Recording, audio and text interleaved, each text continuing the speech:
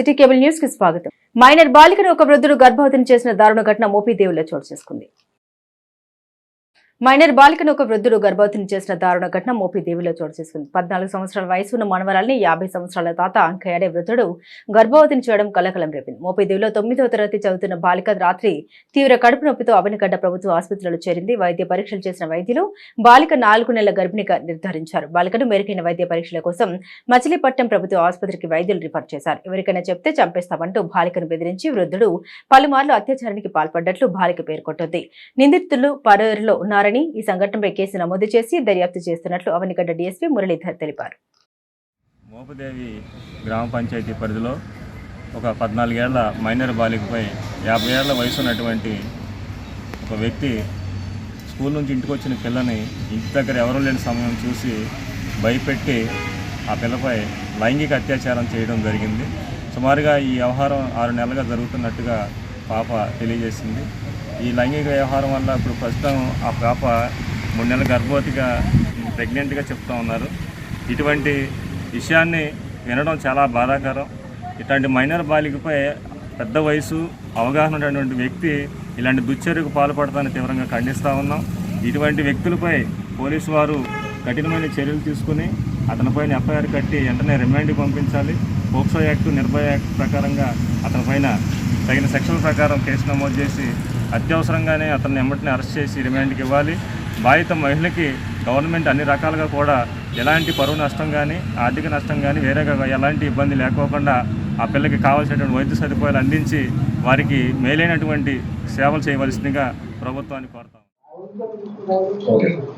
మోపిదేవి దళితవాడ నుంచి ఒక మైనర్ అమ్మాయిని వాళ్ళ తెలిసిన బంధువులు ఎవరో శారీరకంగా అనిపించినట్టు దాని మీద తల్లిదండ్రులు వచ్చి నిన్న మోపిదేవి పోలీస్ స్టేషన్ రిపోర్ట్ ఇవ్వడం జరిగింది. అమ్మాయి కూడా కొంచెం ప్రెగ్నెన్సీ కన్ఫర్మ్ అయితే వాళ్ళు మెడికల్ టెస్ట్లు చేయించుకొని పోలీస్ స్టేషన్ రావడం జరిగింది. దాని మీద పోలీస్ స్టేషన్లో కేసు నమోదు చేశారు. దానికి సంబంధించి దర్యాప్తు జరుగుతుంది. కంప్లీట్ అయిన తర్వాత దాని పూర్తి వివరాలు తెలియదు. శ్రీమతి చౌడేశ్వరి దేవి జ్యోతి మహోత్సవాలకు వచ్చే భక్తులకు ఎలాంటి అసౌకర్యం కలగకుండా అన్ని ఏర్పాట్లు చేస్తున్నట్లు ఉత్సవ కమిటీ సభ్యులు తెలిపారు. ఈ నెల 22వ తేదీ నుండి 25వ తేదీ వరకు కప్పలదొడ్డి గ్రామంలోని శ్రీమతి చౌడేశ్వరి దేవి జ్యోతి మహోత్సవాలకు ఏర్పాట్లు చురుకుగా సాగుతున్నాయి. 22వ తేదీ గురువారం తెల్లవారుజామున 3:09 ఆయన పూజ, 23వ తేదీ శుక్రవారం సాయంత్రం 5:50 కుమరోకం, అదే రోజు రాత్రి 12:35 మాఘ నక్షత్రయుక్త వృశ్చిక లగ్నం పుష్కరాంశం నందు జ్యోతి ప్రజ్వలన, అలుగు సేవ, 25వ తేదీ ఆదివారం రాత్రి 9:05 అమ్మవారి నగరోత్సవం వంటి కార్యక్రమాలు జరుగునని భక్తులందరూ ఈ మహోత్సవ కార్యక్రమంలో పాల్గొని తీర్థ ప్రసాదాలు తీసుకోవాలని ఉత్సవ కమిటీ సభ్యులు విజ్ఞప్తి చేశారు. అయితే జ్యోతి ఊరేగింపు, అలుగు సేవ చూసేందుకు చుట్టుపక్కల ప్రాంతవాసులే కాక జిల్లా, రాష్ట్ర నలుమూలల నుండి ప్రజలు పెద్ద సంఖ్యలో తరలివస్తారని, అంతేకాక విదేశాల్లో ఉన్నవారు కూడా ఇప్పటికే గ్రామానికి చేరుకున్నారని వారు తెలిపారు. కాగా బూసం నాగభూతిరావు దంపతులు పూజాది కార్యక్రమాలు నిర్వహిస్తున్నారు. ఉత్సవ కమిటీ సభ్యులు పేరుశెట్టి యోగానందం, ముఖ్యం సుబ్బనాగన్న, పేరుశెట్టి ఉమాకాంతం, మరక భువనేశ్వరరావు, ఉట్కూరి రామకోటేశ్వరరావు ఏర్పాట్లు పర్యవేక్షిస్తున్నారు. ఈరోజు మరి కప్పలదొడ్డి, ఆకుల మన్నాడు, చిన్న ఆకుల మన్నాడు గ్రామాల ప్రజలు, దేవాంగ భక్తులందరూ కూడా మరి జ్యోతిర్ మహోత్సవాల్ని ఘనంగా జరుపుకోవాలని 22/2/24 నుంచి 25/2/24 వరకు ఘనంగా జరుపుకోవాలనే ఏర్పాట్లు మరి అందరి సహకారంతో ఏర్పాట్లన్నీ ఘనంగా జరుగుతున్నాయి. దీనికి విశేషంగా పోలీసు వారి సహకారం కూడా మాకు ఉన్నది. అట్లాగే డిపార్ట్మెంట్లు కూడా వాటర్ సప్లై కానీ ఏదైనా కానీ కూడా సప్లై చేయడానికి వాళ్ళు కూడా ముందుకు వచ్చారు. వాళ్ళకు కూడా ధన్యవాదాలు. అట్లాగే మరి 23వ తారీఖు జ్యోతిర్ మహోత్సవం, అది విశిష్టమైనది. దానికి కనీసం 20,000-30,000 మంది వరకు మరి భక్తులందరూ వస్తారు. చర్చ్ బీట్ కూడా చేస్తారు. అట్లాగే 24 ఉదయం 11:30 గంటలకు 20,000 మందితో మరి సమారాధన జరుగుతుంది. ఆకులమన్నాడు 2 గ్రామాలు కలిపి శ్రీమతి చౌడేశ్వరి దేవి జ్యోతిరోత్సవాలు నిర్వహించుకుంటున్నాం. ఈ జ్యోతిరోత్సవాలు 4 రోజులు దిగ్విజయంగా జరుగుతాయి. ఈ ఉత్సవాల్లో ప్రత్యేకత ఏంటి, ఇది ఒక దేవంగా కులానికి మాత్రం సంబంధించిన చౌడేశ్వరి దేవి. ఈ అమ్మవారిని విశిష్టతగా చాలా పవిత్రంగా పూజలు చేసుకుంటూ ఈ 4 రోజులు నిర్వహించుకుంటాం కార్యక్రమాల్లో. ఈ కార్యక్రమాల్లో అంటే అలుగు సేవ ప్రత్యేకంగా ఉంటుంది. అలుగు సేవ అంటే చెస్ట్ బీటు అందరూ సుఖంగా ఉంటారు. ఎవరికి ఏ విధమైన కానీ ఏమి కానీ జరగవు. అమ్మాయి రక్షిస్తూ ఉంటుందని నమ్మకంతో మేమంతా మా దేవాంగ భక్త జనులందరూ కూడా విశ్వాసంతో పనిచేస్తూ సేవ చేసుకుంటూ ఉంటారు. ఇది 4 రోజులు జరుగుతుంటుంది ఈ కార్యక్రమం. 2 రోజులు అన్న సమారాధన ఉంటుంది. అన్న సమారాధనలో 2 రోజులు కార్యక్రమాలు కూడా చేసుకుంటూ అందరికీ ఏ విధమైన లోటుపాట్లు లేకోకుండా, ఎటువంటి భేదాభిప్రాయాలు లేకోకుండా, ఎటువంటి చిన్న భేదాభిప్రాయాలు లేకోకుండా, అల్లర్లు లేకోకుండా ఉత్సాహంగా జరుపుకునే ఒకే ఒక ఉత్సవం మా కులంలో ఈ చౌడేశ్వరి జ్యోతిర్ మహోత్సవం. ఇది మేము ఈరోజు ఇక్కడ జరుపుకున్న ఇతర గ్రామాల్లో జరుపుకుంటే, అలాగే మా గ్రామం నుంచి కూడా మేము అందరం అక్కడికి వెళ్ళి ఆ ఉత్సవాల్లో పాల్గొని ఉత్సాహంగా జరుపుకునే కార్యక్రమంగా మేము భావిస్తున్నాం. ఈ అమ్మవారి ఉత్సవాలు ఈసారి కూడా ఘనంగా జరగాలి. అందరికీ ఆశీస్సులు, అమ్మవారు అందరికీ ఆశీస్సులు ఇవ్వాలని కోరుకుంటున్నాం. ఇదే మా యొక్క కోరిక.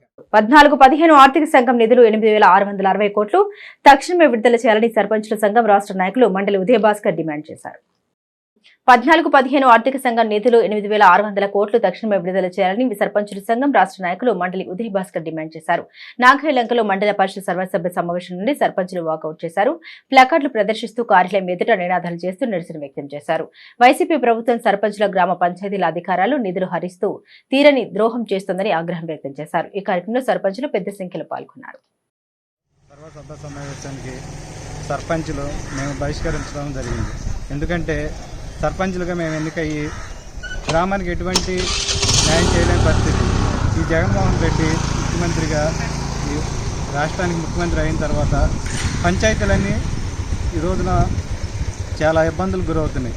కనీసం ఈది లైట్లు కానీ శానిటైజర్ కానీ చేయలేని పరిస్థితి. ఎందుకంటే మా నిధులన్నిటిని దారి మళ్ళీ చేసి పంచాయతీలు ఎటువంటి అభివృద్ధి లేకుండా చేసినటువంటి ముఖ్యమంత్రి జగన్మోహన్ రెడ్డి ఈ రోజున సర్పంచులు ఒక ఉత్సవ విగ్రహాలుగా ఉండిపోవడం జరిగింది.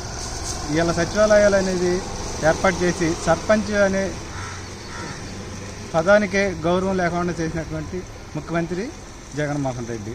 ఈ రోజున ప్రోటోకాల్ లేదు, ఒక సర్పంచ్కి గౌరవం లేదు, ఒక గ్రామ పంచాయతీలో ఎటువంటి ప్రభుత్వ కార్యాలయం జరిగినా కనీసం సర్పంచ్కి ఇంటిమేషన్ లేదు. అధికార పార్టీ వాళ్ళే ఆ కార్యక్రమాలు చేయడం జరుగుతుంది. సర్పంచ్ అనే పేరు కూడా ముఖ్యమంత్రి నోట్ అంటే కూడా ఏ మీటింగుల్లో కూడా వచ్చిన సందర్భాలు లేవు. మాకు గ్రామంలో 14-15 ఆర్థిక సంఘం నిధులు అవి దారి మళ్ళిచ్చి ఈ రోజున సచివాలయాలు ఆర్బీకేలు కట్టడం జరుగుతుంది. కానీ అది బేస్ మట్టం లెవెల్లో ఉండిపోయి గ్రామంలో సీసీ రోడ్లు గత ప్రభుత్వంలో ఉండగా ఆ నిధులతో సీసీ రోడ్లు వేసి గ్రామాలు చాలా అభివృద్ధి చెందినాయి. అటు సచివాలయాలు కట్టలేదు, ఇటు గ్రామాలు అభివృద్ధి చెందలేదు. ఈ రోజున గ్రామాలు చాలా దీనస్థితిలో ఉన్నాయి.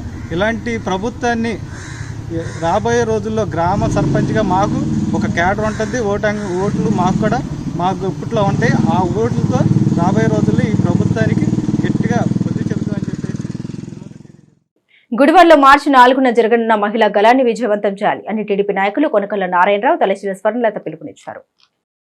మచిలీపట్నం పార్లమెంటరీ తెలుగుదేశం పార్టీ మహిళా అధ్యక్షురాలు తలశీల స్వర్ణలత అధ్యక్షతన నిర్వహించిన జిల్లా మహిళా సర్వసభ్య సమావేశంలో మాజీ ఎంపీ, జిల్లా తెలుగుదేశం పార్టీ అధ్యక్షుడు కొనకళ్ళ నారాయణరావు ముఖ్య అతిథిగా పాల్గొన్నారు. మార్చి 4వ తారీఖున గుడివాడలో మహిళలంతా నారా చంద్రబాబు నాయుడు వెంటే ఉన్నారని తెలుపుతూ చేపట్టినటువంటి మహిళా గళం సభను విజయవంతం చేయాలని ఆయన పిలుపునిచ్చారు. స్వాతంత్ర్యం వచ్చినప్పటి నుండి మహిళలకు అండదండగా ఉన్న ఏకైక పార్టీ తెలుగుదేశం పార్టీ అని, అందుకు నిదర్శనమే ఎన్టీఆర్ ఆస్తిలో మహిళలకు హక్కు చట్టబద్ధత చేయడం అని అన్నారు. అప్పటి నుండి ఇప్పటి తెలుగుదేశం పార్టీ అధినేత నారా చంద్రబాబు నాయుడు మహిళల అభివృద్ధి కోసం డ్వాక్రా సంఘాలను ఏర్పాటు చేసి కుటుంబంలో మహిళల ముఖ్య పాత్ర పోషించేలా వారిని తయారు చేశారని తెలియజేశారు. జిల్లా మహిళా అధ్యక్షురాలు తలశీల స్వర్ణలత మాట్లాడుతూ జగన్మోహన్ రెడ్డి అధికారంలోకి వచ్చినప్పటి నుండి రాష్ట్రంలో ప్రతిరోజు మహిళలపై దాడులు జరుగుతూనే ఉన్నాయని తెలిపారు. ఈ కార్యక్రమంలో రాష్ట్ర మహిళా అధికార ప్రతినిధి యార్లగడ్డ సుచిత్ర, జిల్లా మహిళా ప్రధాన కార్యదర్శి పైడిపాముల కృష్ణకుమారి, జిల్లా అధికార ప్రతినిధులు పాలపర్తి పద్మజ, మైనేంద్ర, జిల్లా మహిళా కార్యదర్శి లతీ పునేసా, మచిలీపట్నం అధ్యక్షురాలు లంకిశెట్టి నీరజ తదితరులు పాల్గొన్నారు. మార్చి 4వ తారీఖున తెలుగుదేశం పార్టీ మహిళా విభాగం కృష్ణా జిల్లా సమావేశం జరపడానికి నిర్ణయించాం. ఆ సభని కృష్ణా జిల్లాలోని ప్రతి మండలం నుంచి, ప్రతి నియోజకవర్గం నుంచి, ప్రతి గ్రామం నుంచి కూడా పెద్ద ఎత్తున జనం తరలి వచ్చి ఆ సభను జయప్రదం చేయవలసిందిగా కోరుతా ఉన్నాం. తెలుగుదేశం పార్టీ ఆవిర్భవించిన తర్వాతే మహిళలకు ఒక ప్రత్యేకమైన గుర్తింపు లభించింది. స్త్రీలకు ఆస్తిలో హక్కు కల్పించింది నందమూరి తారక రామారావు గారు. డ్వాక్రా సంఘాలను ప్రవేశపెట్టి డ్వాక్రా సంఘాలు మహిళలు తన కాళ్ళ మీద నిలబడే అవకాశం కల్పించింది తెలుగుదేశం పార్టీ. తెలుగుదేశం పార్టీ వచ్చిన తర్వాతే స్త్రీలకు రాజకీయంగా కానీ అన్ని రంగాల్లో కూడా ప్రాధాన్యత ఇచ్చి వాళ్ళకి ప్రత్యేకమైన గుర్తింపునిచ్చి ఇప్పుడు చంద్రబాబు నాయుడు గారు మన దీపం పథకం పెట్టింది. కానీ ఇవాళ మహిళల కోసం ప్రత్యేకమైన ఆర్టీసీ బస్సులో ఉచిత ప్రయాణం, అలాగే ఇంట్లో 18 ఏళ్ళు నిండిన వారికి మరి ఆర్థిక సహకారం, అదేవిధంగా మరి 3 గ్యాస్ బండ్లు ఫ్రీగా ఇచ్చి మహిళలు వారి యొక్క పిల్లలు ఎంతమంది ఉంటే అంతమందికి చదువుకుంటే అమ్మఒడి. ఇది ఇప్పటి వరకు వైఎస్ఆర్ ప్రభుత్వం ఇంటికి మళ్ళీ ఒకరికే ఇస్తున్నారు. చంద్రబాబు నాయుడు గారు ఇంటికి వందనం పేరుతో మరి ఎంతమంది విద్యార్థులు ఉంటే అంతమందికి కూడా ఇవ్వడం జరుగుతుంది. రేపు జరగబోయే సభని మేము ప్రతిష్టాకరంగా తీసుకుని గుడివాడలో ఉదయం 10 గంటలకి మార్చి సంవత్సరాల నుంచి కూడా వైసీపీ ప్రభుత్వంలో మహిళలపై ఏ విధమైన అత్యాచారాలు జరిగినాయి, అరాచకాలు జరిగినాయి, ఏ విధంగా మహిళల్ని ఈడ్చుకెళ్లారు, అమరావతి మహిళా రైతులు ఏ విధంగా వాళ్ళని ఈడ్చి అవతల పడేశారు, మరి మహిళల్ని అనేక విధాలుగా ఇబ్బందులు పెట్టారు. వాళ్ళకున్న మరి అభయహస్తం ఇన్సూరెన్సులు కానీ అవన్నీ కూడా తీసేశారు, పెన్షన్లు ఎత్తేసారు, రకరకాల ఇబ్బందులు పెట్టేశారు. ఇవన్నీ కూడా ఆ వైఫల్యాలన్నీ కూడా మేము ఇవాళ ప్రజల్లోకి తీసుకెళ్తాం.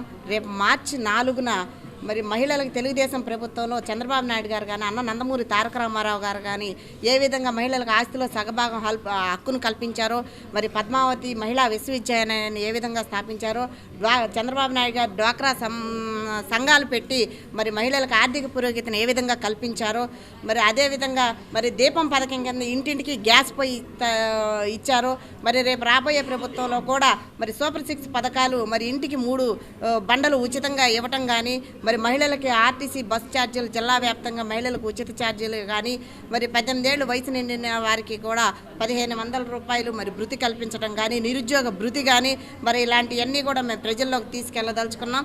ఏది ఏమైనా మహిళా గళం అనేది రేపు మార్చి 4వ తారీఖున వైసీపీ కార్యాలయానికి వచ్చిన అనుమతులు పట్టాభి స్మారక భవనానికి ఇవ్వకపోవడంతో ఆంతర్యం ఏమిటని స్మారక భవన నిర్మాణ సాధన సమితి ప్రశ్నించింది.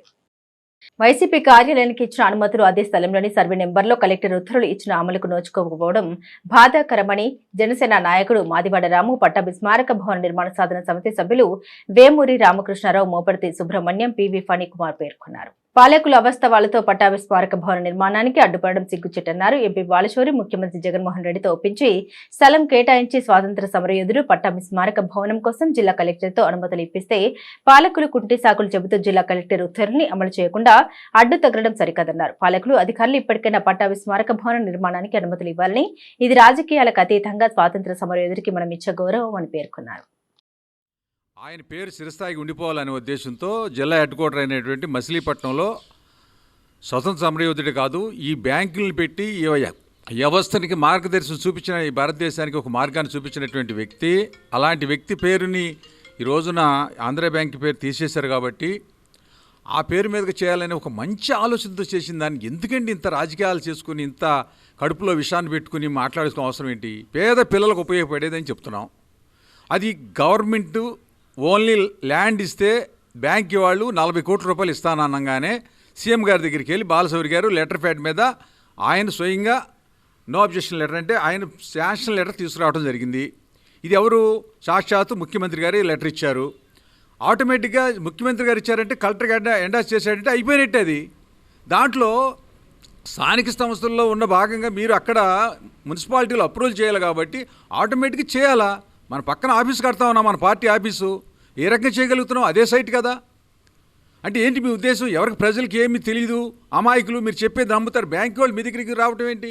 మీరు ఒక అడ్డుగా పెట్టుకుని అవకాశంగా తీసుకుని దీన్ని ఏ రకంగా దీన్ని అడ్డుకోవాలి? ఈ 40 కోట్ల రూపాయలు రాకుండా ఆయన ట్రస్ట్ భవన్ మీద ఆయన పేరు మీదుగా రాకుండా చేయాలని మీ ఆలోచన.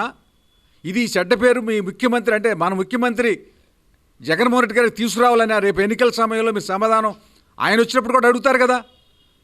ఇక్కడున్న అభిమానులందరూ కూడా ఇక్కడున్న ప్రాంతంలో నియోజకవర్గం ప్రజలందరూ కూడా నిలదీస్తారు. వాళ్ళు ముఖ్యమంత్రి గారు వచ్చినప్పుడు, అయ్యా నువ్వు 2 ఎకరాలు ఇచ్చావు, దాంట్లో ఎందుకు 40 కోట్ల రూపాయలు బ్యాంకు వాళ్ళు ఇస్తున్నారు, స్థానికంగా మున్సిపాలిటీలో అప్రూవల్ కాకుండా ఎందుకు ఆపారు నాయన అని అడిగితే ఏం సమాధానం చెప్పాలి ఆ రోజు ప్రజల తరఫున? ఇది ఎవరు వ్యక్తిగతంగా ఎవరికో రాముకో బాలశౌరి గారికో వచ్చేది కాదు. ఇది పేద ప్రజలందరికీ కూడా మచిలీపట్నం ముఖ్యంగా టౌన్లో ఉన్న ప్రతి ఒక్కరికి కూడా ఉపయోగకరమైనది. ఒక మల్టీ పర్పస్ ఒక ఆడిటోరియం. గౌరవనీయుల మాదివాడ రాము గారు పట్టాభి సీతారాం ఎమ్మెల్యేల గురించి అన్ని విషయాలు కూడా ఇప్పుడు మాట్లాడి ఉన్నారు. అయితే మన భోగరాజు పట్టాభి సీతారామయ్య గారు అనేటువంటి ఒక కులానికో ఒక ప్రాంతానికో చెందిన వ్యక్తి కాదు. దయవుంచి స్థానిక నాయకత్వం పట్టాభి సీతారామయ్య యొక్క గొప్పతనాన్ని, ఒక స్వాతంత్ర సమరయోధుడు, ఒక గొప్ప వ్యక్తి, అటువంటి వ్యక్తి కోసం ఆంధ్ర బ్యాంకుని యూనియన్ బ్యాంకులు విలీనం చేయటం వల్ల ఇచ్చినటువంటి ఆ సందర్భంగా 40 కోట్ల రూపాయలు బాలశౌరి గారి ద్వారా కృషి చేయటం వల్ల అవి ఇవ్వటం జరిగింది. గౌరవనీయులైన మన ముఖ్యమంత్రి గారు దాని 2 ఎకరాలు స్థలాన్ని కూడా కేటాయించడం జరిగింది. దాన్ని కేటాయించిన స్థలాన్ని మున్సిపాలిటీ వారు ఒక తీర్మానం చేసి ఇచ్చినట్లయితే బ్యాంకు వారు దాంట్లో నిర్మాణం చేపట్టడానికి అవకాశం కలుగుతుంది. దయవుంచి స్థానిక నాయకత్వము ఇది రాజకీయాలకు ఒక కులాలకి అతీతమైన వ్యక్తిగా అతన్ని భావించకుండా దయవుంచి మీరు దీని మీద శ్రద్ధ వహించి ఈ ఎలక్షన్ కోడ్ లోపల మీరు దీన్ని కనుక నిర్మాణాన్ని కనుక చేపట్టయితే ప్రజలందరూ కూడా మన ముఖ్యమంత్రి గారి యొక్క చేసినటువంటి సేవలు గుర్తించుకుంటారని. నిరుద్యోగుల్ని మోసం చేసేందుకు ప్రభుత్వం ప్రకటించిన డిఎస్సీ నిరసిస్తూ ఈ నెల 22న సెక్రటేరియట్ ముట్టడి కార్యక్రమానికి ప్రతి ఒక్కరూ తరలి రావాలని కాంగ్రెస్ పార్టీ జిల్లా అధ్యక్షుడు వింతా సంజీవరెడ్డి పిలుపునిచ్చారు. నిరుద్యోగుల్ని మోసం చేసేందుకు ప్రభుత్వం ప్రకటించిన డిఎస్సీ నిరసిస్తూ ఈ నెల 22న సెక్రటేరియట్ ముట్టడి కార్యక్రమానికి ప్రతి ఒక్కరూ తరలి రావాలని కాంగ్రెస్ పార్టీ జిల్లా అధ్యక్షుడు వింత సంజీవరెడ్డి పిలుపునిచ్చారు. దగా డిఎస్సీ వద్దు, మెగా డిఎస్సీ కావాలి అనే నినాదంతో యువజన కాంగ్రెస్ మరియు ఎన్ఎస్యుఐ సంయుక్త ఆధ్వర్యంలో ఈ నెల 22వ తేదీ ఆంధ్రప్రదేశ్ సెక్రటేరియట్ ముట్టడి కార్యక్రమానికి విజయం కోసం పార్టీ శ్రేణులను సన్నద్ధం చేస్తున్నట్లు జిల్లా కాంగ్రెస్ అధ్యక్షుడు వింత సంజీవరెడ్డి పార్టీ కార్యాలయంలో నిర్వహించిన మీడియా సమావేశంలో తెలిపారు. ఈ సమావేశంలో కాంగ్రెస్ పార్టీ నాయకులు మహమ్మద్ దాదా సాహెబ్, అబ్దుల్ మతీన్, కోకా ఫణిభూషణ్, ఉట్కూరి శాంతిరాజు, నాగబాబు, నల్లబోలు కుమారి, షామ్యూల్, లింగాల సుధాకర్, అఖ్తర్ అమ్మాజీ తదితరులు పాల్గొన్నారు. మెగా డిఎస్సీ ఇస్తాం, జాబ్ క్యాలెండర్ ఇస్తాం అని చెబుతూ జనాన్ని మోసం చేస్తూ వచ్చినటువంటి జగన్మోహన్ రెడ్డి ప్రభుత్వాన్ని నిలదీయాలనే ఉద్దేశంతో రేపు షర్మిలారెడ్డి గారి నాయకత్వంలో రాష్ట్ర కాంగ్రెస్ పార్టీ ఆధ్వర్యంలో సెక్రటేరియట్ ముట్టడి ఒకటి ఉంది. ఆ కార్యక్రమాన్ని పార్టీ శ్రేణులన్నీ కూడా జయప్రదం చేయాలని కోరటమే కాకుండా ప్రతి ఒక్కరూ కూడా ఆ కార్యక్రమంలో పాల్గొని ఖచ్చితంగా ఈ ప్రభుత్వానికి మన యొక్క నిరసన తెలియజేయాల్సిన అవసరం ఉంది. నిరుద్యోగ సమస్యల్ని పరిష్కరించకపోగా ప్రజల్ని మోసం చేసి, నిరుద్యోగుల్ని మోసం చేసి 6,000 మందితో డిఎస్సీ పిలవటం, ఎలక్షన్ ముందు నెల రోజుల ముందు వాళ్ళు ప్రిపేర్ అవ్వడానికి కూడా అవకాశం ఇవ్వకుండా, టైం లేకుండా మేము ఉద్యోగాలు భర్తీ చేస్తున్నామని చెప్పడం అనేది ఇది దగా డిఎస్సీగా కాంగ్రెస్ పార్టీ భావిస్తూ ఉంది. కాబట్టి లక్షలాది ఉద్యోగాలు ఇస్తానని చెప్పి 5 సంవత్సరాలని చెప్పి, జాబ్ క్యాలెండర్లు అని చెప్పి నిరుద్యోగులను మోసం చేసి నిండా ముంచినటువంటి ఈ ప్రభుత్వానికి పరిపాలించే అర్హత లేదని, పూర్తిగా నిరుద్యోగ సమస్య పరిష్కారం అయ్యే వరకు కాంగ్రెస్ పార్టీ పోరాడుతుందని ఈ రాష్ట్ర ప్రజలకి, నిరుద్యోగులకు ముఖ్యంగా తెలియజేయడం కోసమే రేపు సెక్రటేరియట్ ముట్టడి కార్యక్రమం ఏర్పాటు చేయడం జరిగింది. ఆ కార్యక్రమాన్ని ప్రతి కాంగ్రెస్ కార్యకర్త పెద్ద చిన్న తేడా లేకుండా ఫ్రంటల్ విభాగాలు అందరూ కూడా కలిసి ఏకోన్ముఖులై ఈ కార్యక్రమాన్ని జయప్రదం చేయాలని చెప్పి విజ్ఞప్తి చేస్తూ ఉన్నాం. సిటీ కేబుల్ న్యూస్ సమాప్తం.